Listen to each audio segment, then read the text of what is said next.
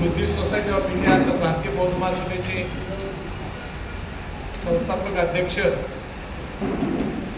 तुमचा माझा बाप डॉक्टर बाबासाहेब आंबेडकर, संस्थेचे द्वितीय अध्यक्ष यशवंत तथा कश्यप तथा भैयासाहेब आंबेडकर, संस्थेच्या तृतीय अध्यक्ष आणि आत्ताच्या राष्ट्रीय संरक्षक आदरणीय मीराताई आंबेडकर, संस्थेचे राष्ट्रीय सल्लागार प्रकाशदादा बाळासाहेब आंबेडकर, संस्थेचे कार्याध्यक्ष आणि समता सैनिक दलाचे प्रमुख आदरणीय डॉक्टर भीमराव यशवंतराव आंबेडकर यांच्या कार्याला विनम्र अभिवादन करतो.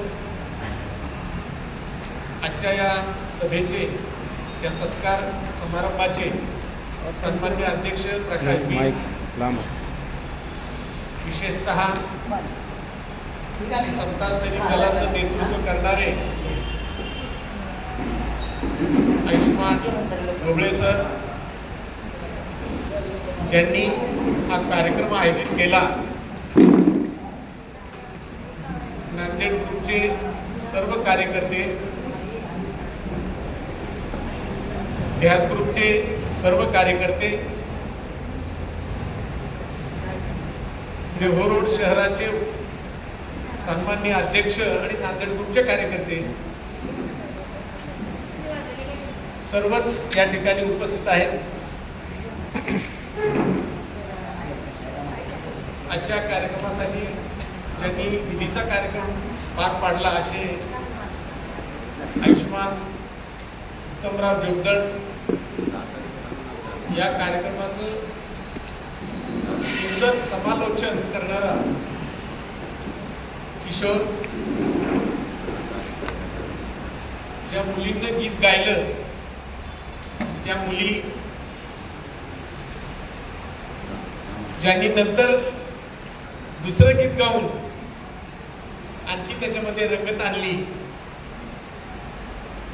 अशा ताराबाई जोगदळ, अर्थात त्यांना सगळेजण आका असं म्हणतात, या विचार मंचावरील सर्वच नावं घेण्यात वेळ घालण्यापेक्षा जवळजवळ सगळ्यांची नावं घेतली, फक्त लोंढ्याचं राहिलं होतं. तो जरा मला जास्त आवडतो म्हणून थोडस काय दुर्लक्ष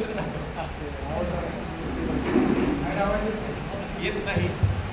मी ठिकाणी जवळ घेतलं की मग लोकांना गडगड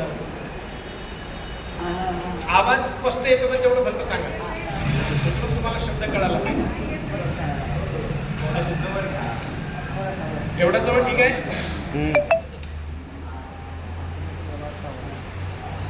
हा तसा पाहिलं तर अमेरिकेवरून आल्यानंतर हा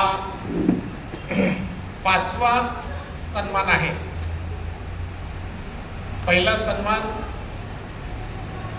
आपल्या या प्रभागातील आणि या शहरातील प्रथम उपमहापौर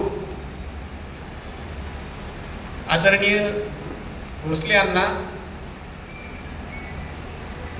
आणि त्यांचा जो मुलगा आहे नगरसेवक राहुल, पहिला सत्कार राहुलच्या हाताने म्हणजे राहुलच्या वतीने आपल्या ध्यास कार्यालयात पहिला चांगला सत्कार तिथे झाला.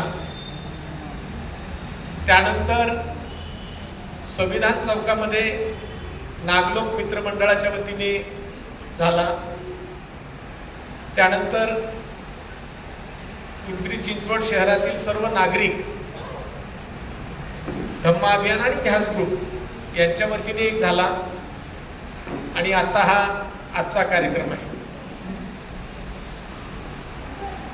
सकाळी माझ्यावर एकानं टीका टिप्पणी केली.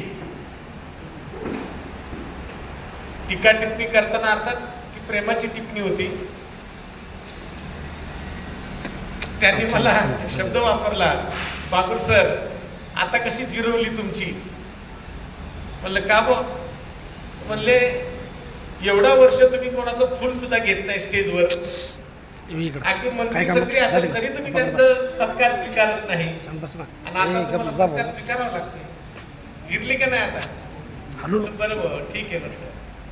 तो अमरावतीकडचा माणूस आहे, तो असाच प्रेम करतो. त्या दिवशी अर्थात हे 4-5 कार्यक्रम जरी झाले तरी तिथे हे कशाबद्दल मिळालं, का मिळालं, याच्याबद्दल माहितीच लोकांना फार कमी झालेली आहे. म्हणून आज थोडीशी मुद्दाम सांगतो. अमेरिकेसारख्या राष्ट्रामध्ये जसं आपलं भारत हे संघराज्य आहे, पण अमेरिका हे वेगवेगळ्या स्टेटचा देश आहे. म्हणजे आपल्या भारतात जर एक कायदा केला राष्ट्रपतीने तर आपल्या 38 राज्यांना तो लागू होतो, परंतु अमेरिकेचं वेगळं आहे. तिथे छोटी छोटी राज्य आहेत, पण ते त्यांची सेपरेट कारभार आहे, त्याचा राष्ट्राध्यक्षाशी फार संबंध नाही. असे जे वेगवेगळे राज्य आहेत, त्यातलं आपल्या बापाला ज्यांनी सन्मानित केलं ते कोलंबिया, ते जरा त्यातल्या त्यात मोठा आहे. आणि त्या कोलंबियाने यावर्षी 2022ला, कारण त्याच्या अगोदर न्यूयॉर्कमध्ये एक जागतिक परिषद भरली होती, आणि त्या जागतिक परिषदेवरती आज देशापुढे, नुसतं भारत समजू नका, देशापुढे फार मोठी संकट आहे. आणि ती संकट देशांना खूप महाग जाणार आहे. जसं की काल परवा एक संकट येऊन गेलं जे कोरोनाचं होतं, हे जागतिक संकट होतं. दुसरं एक संकट आपल्या देशावर आहे, ते आहे ग्लोबल वॉर्मिंग. म्हणजे जंगलं संपली, इमारती उभ्या राहिल्या, आणि इमारतींना रंग आला, आणि त्या रंगामुळे सूर्याचा प्रकाश परावर्तित होऊन आता उष्णतामान वाढत आहे अख्ख्या जगाचं. आणि जगाचं उष्णतामान वाढत आहे म्हणून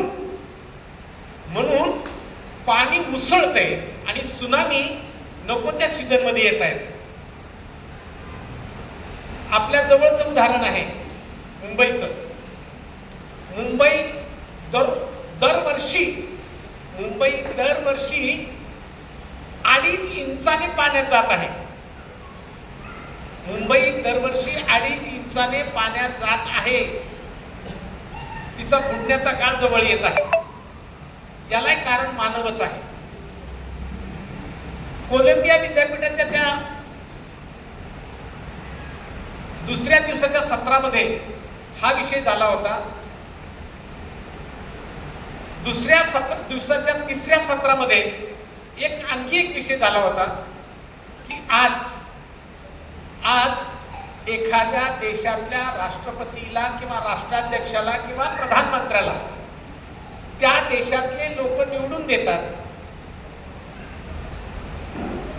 परंतु तो देशाचं हित साधणं हे कमी होतं, आणि वैयक्तिक अहमपणापोटी, वैयक्तिक स्वार्थापोटी तो देशाशी, इतर देशाशी ज्या पद्धतीने वागतो, आणि त्या वैयक्तिक हव्यासापोटी देशामध्ये युद्ध निर्माण होत आहे.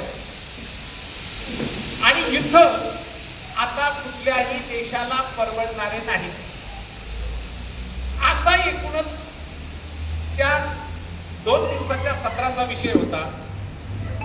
आणि त्यामध्ये त्यांनी असं ठरवलं होतं की अकॅडमिक पेक्षा असे जर तज्ञ आमच्याकडे जर त्यांनी नोंदणी केली आणि त्यांनी जागतिक लेवलला जगाचं कल्याण कसं होईल असा जर विषय त्यांनी मांडला तर त्यांना PhD अर्थात डॉक्टरेट दिली जाईल. याची कुणकुण 2019ला मला लागली होती. आणि बरं झालं की माझा एक मित्र अमेरिकेत आहे, त्याने ही कल्पना दिली.